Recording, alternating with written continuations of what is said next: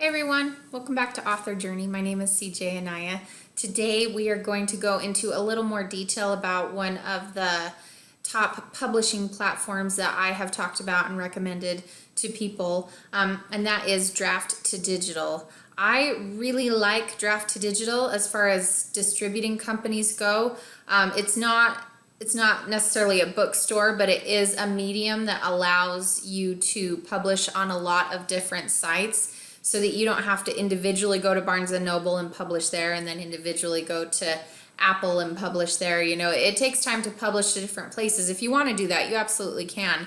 But Draft2Digital is nice because you upload your book onto their site, and then they take care of publishing that book for you on all of these other sites. I do recommend that you publish on Amazon by yourself, like you don't let anybody else handle that.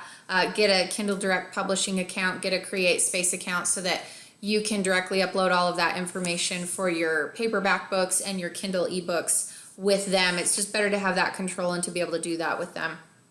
But for all these other sites, I recommend using Draft2Digital unless you're the type of person who really wants to do it one by one for each site, then of course you can. But Draft2Digital, it doesn't distribute to nearly as many sites as Smashwords does. Smashwords has quite the catalog as far as distributing to other places goes.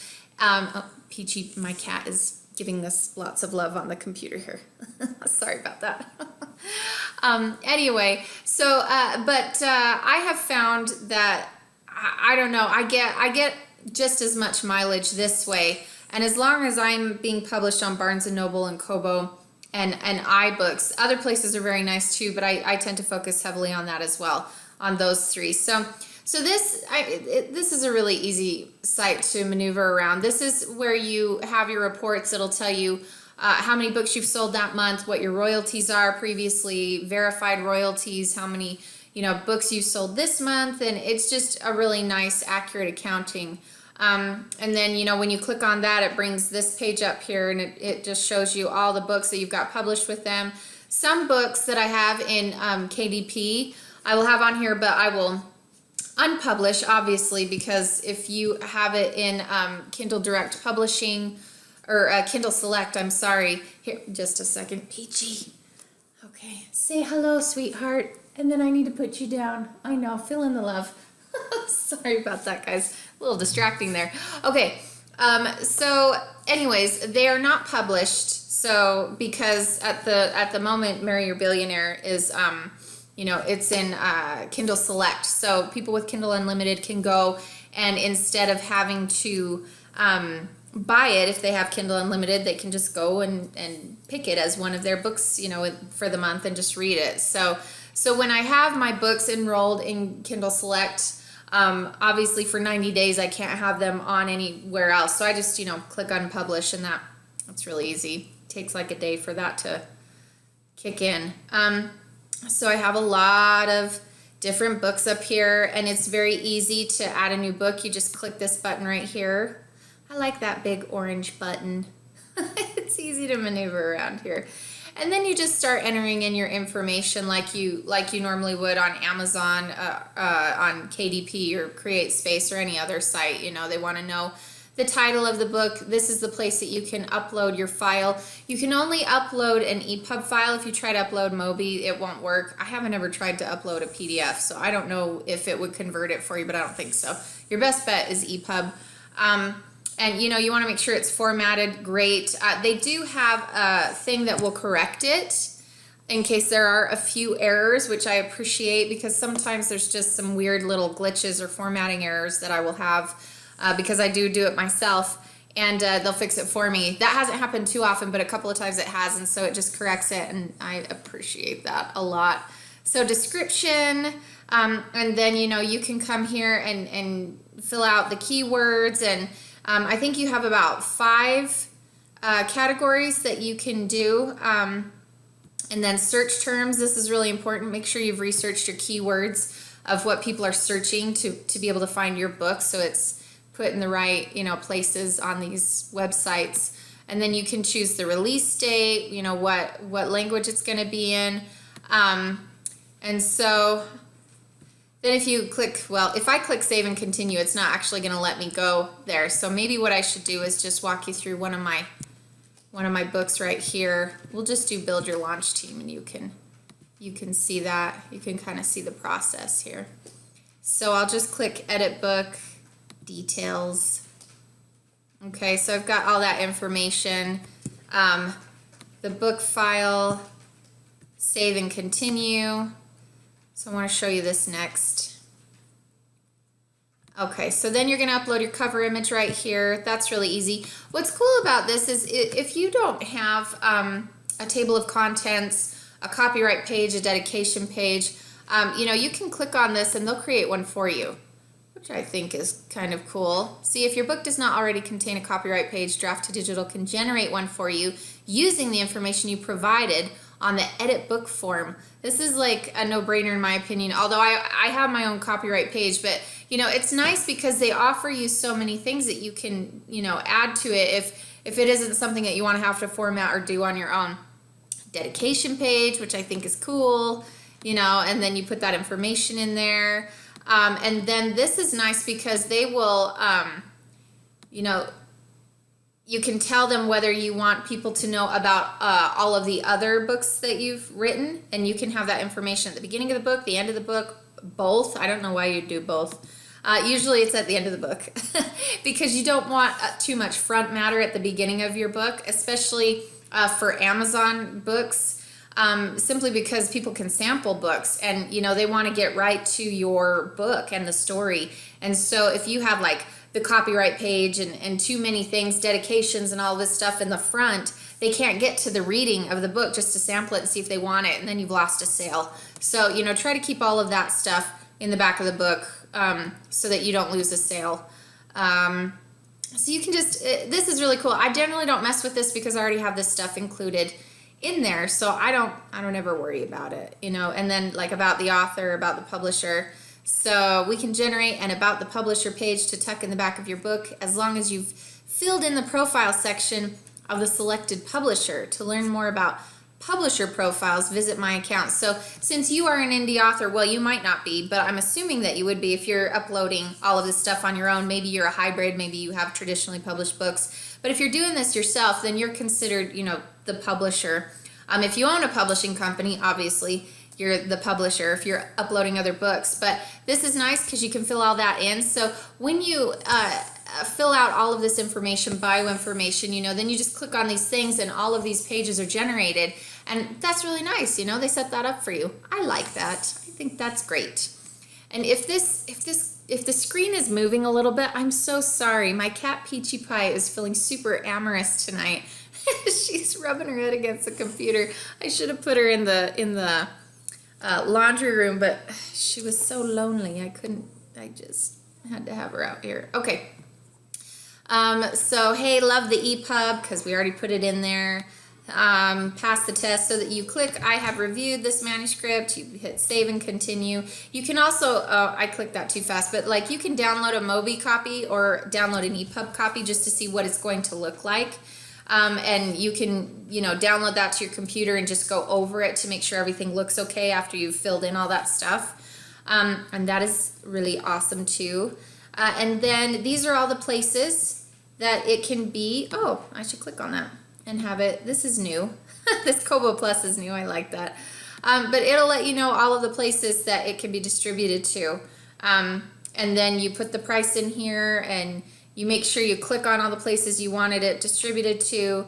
Put the library book price right there as well. Apply changes. I am the original creator of this content. Publish my book. Oh, I've got to click that too. I confirm that I have all the rights. Yeah, that's really important. Don't be plagiarizing stuff and publishing stuff that's not yours. And this will say updated also by pages. So you can have the also by pages updated to every single other book, which is really a cool feature. So you don't have to go back into every single book and at the tail end of it add more links, like it'll do that for you because you've, when you go through this process, you've clicked that option of having the also bots in there and they create that page for you. And so this is really nice because you can say, yes, update that. This will update the also buy pages for one book. Sweet, let's do it.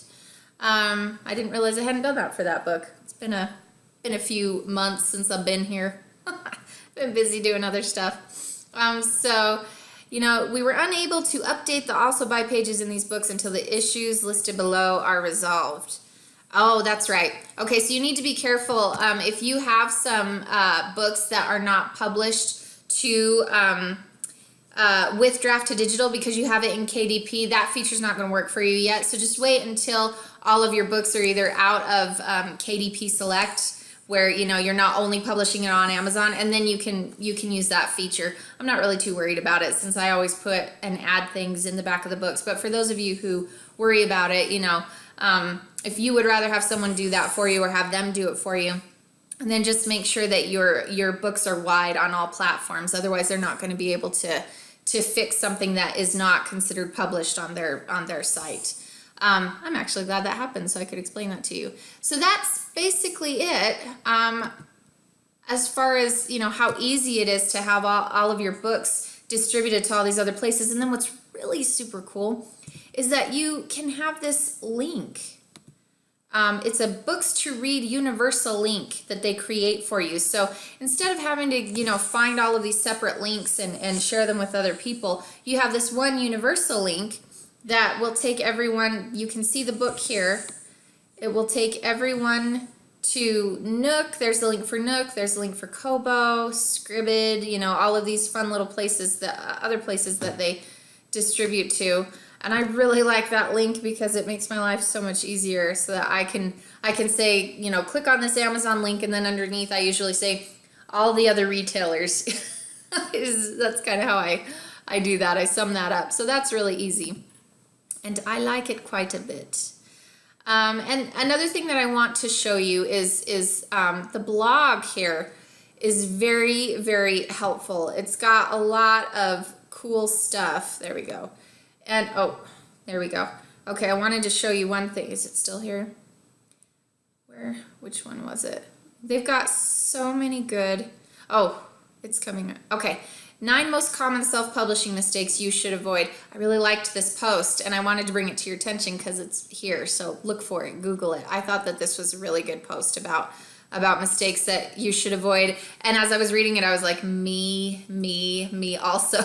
They were all mistakes that I made in the beginning. So when you can learn, you know, from other people's mistakes, you should take advantage of that so that you're not making the same mistakes.